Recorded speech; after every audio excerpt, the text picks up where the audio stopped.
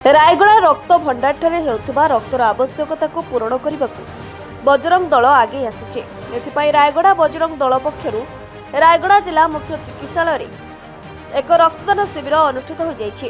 ଏଥିରେ ରାୟଗଡ଼ା ବଜରଙ୍ଗ ଦଳର ଜିଲ୍ଲା ସହ ସଂଯୋଜକ ସସ୍ୟଜ୍ୟୋତି ବେହେରା, ନଗର ସଂଯୋଜକ ଶଙ୍କର ବେହେରା, ନଗର ବଳ ଉପାସନା ପ୍ରମୁଖ ଗଣେଶ ବେହେରା, ବିଶ୍ୱ ହିନ୍ଦୁ ପରିଷଦ ସଭାପତି ଡକ୍ଟର ବାବୁରାଓ ମହାନ୍ତି, विश्व हिंदू परिषद उपसभापति आनंद राव, सत्संग प्रमुख सुशांत प्रधान, संपादक कुना रमेश, सह संपादक गोपीनाथ ब्रह्मा, प्रांत उपसभापति प्रफुल्ल चंद्र पात्र, दुर्गा बाहिनी जिला संयोजिका आशा विनिशिका, अब्दुल कलाम फाउंडेशन प्रतिष्ठाता बोगली राजेश, किरण कंडागिरी, राजेंद्र बेहेरा, विश्वभूषण पट्टनायक सह अन्य समस्त सदस्य सभ्य माने उपस्थित रही।